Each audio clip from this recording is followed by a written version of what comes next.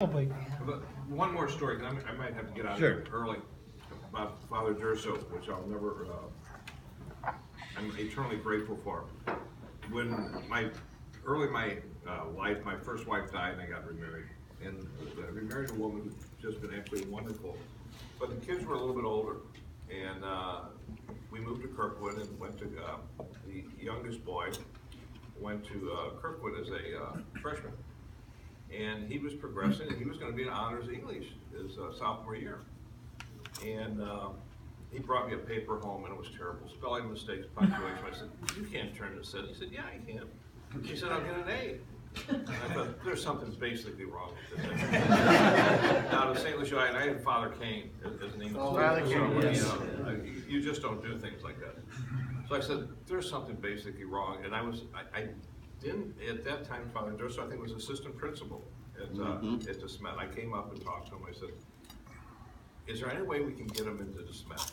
Because, I didn't know how well Michael would do. I didn't want to try and get him to St. Lucia High, and he was gracious enough to enter him.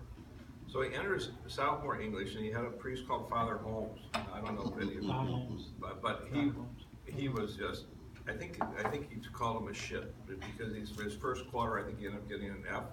The semester he got a D. So Mike graduates from SMET, goes down to Loyola, New Orleans, and in the meantime, he graduates from Tulane Law School and gets his MBA at Loyola. And he said that Father Holmes in English was tougher than law school. And if it wouldn't have been for Father Durso, I don't know what would have happened. But that's something,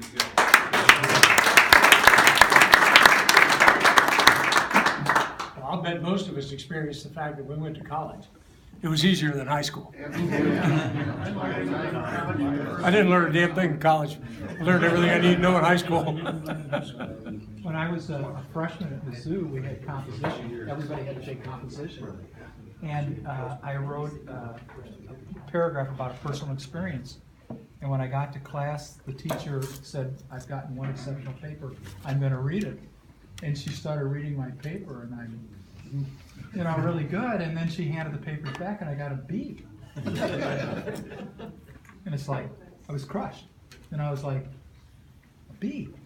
So I went up after class, and I said, so you thought my paper was pretty good? She goes, very good. I haven't made a good paper like this in a while.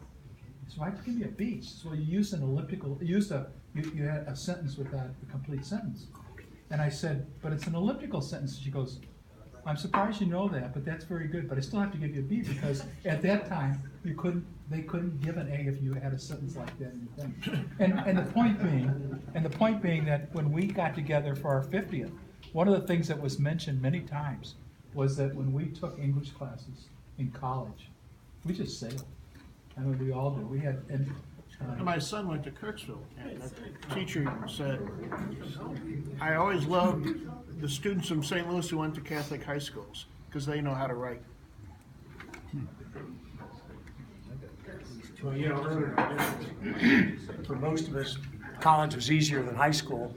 I had two kids that went to Rebuff Jesuit in Indianapolis, and both of them said the same thing. College was easy after high school. Joe, can I add something? So, Would Father Durso like to comment on his favorite afternoon class after lunch? Was it his first one after lunch in freshman year? We never had them after lunch.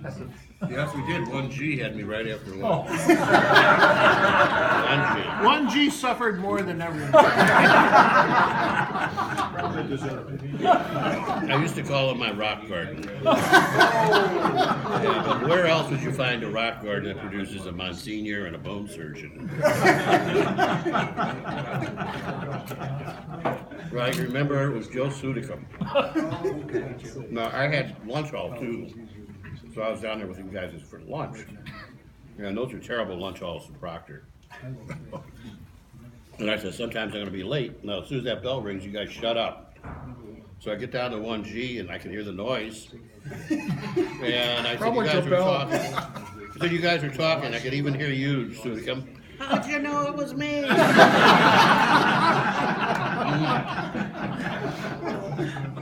Monsignor like him. Mm-hmm. Hey, Joe, Father, how many years after, when you guys would graduate high school, then you'd go to Florissant, right? Yeah, For 4 years? Florissant, then Fuse Memorial down on St. Louis campus. 7. For how many, 7. oh, so you went down there before you became Scholastic, right? No, it's as it's collected. Okay.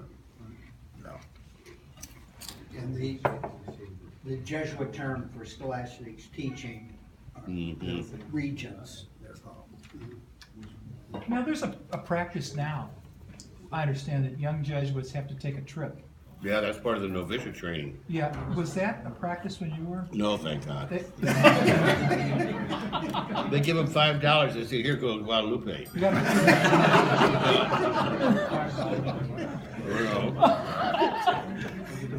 No, God. But they resurrected that That apparently. resurrected it, right. You just happened to be in the moratorium. Yes. Our pilgrimage consisted of walking down to the Sacred, or Religious of the Sacred Heart down in Florissant there. And they would serve us tea and cookies and come back. That was, So you didn't miss no, I did not miss that. You mentioned Mr. Dugan. Uh-huh. What happened? What happened to him? He eventually got his doctorate, got, what should I say, a little too intellectualized, and really could not fit in his faith anymore. He didn't hold on to his faith. So he left the Jesuits, stayed on at Regis University. And the last I heard, he's still playing basketball. Well, I got a question about something. Freshman year, my mom and dad's first parent teacher conference, I come home and I hear my mom crying. And I'm trying to listen to what's going on. I was 1A, we Father Durso for... Wasn't that normal after a parent teacher But Ben Bland was our homeroom teacher. And he explained to my mom that this school wasn't for me. There was another school a little bit further south off of Kings Highway called O'Fallon that he thought I'd be better suited for. So anyway, I didn't know what happened to Ben Bland, so I could explain to my mother someday. Louis Bland. Louis Bland. He left the Jesuits right after he finished teaching, went to law school, and eventually became a judge down in Sykeston. Oh, really? Yeah. Mm-hmm. Now, how about the rest of the people in your class? Weiler? Weiler, last I saw him, we sort of reunited.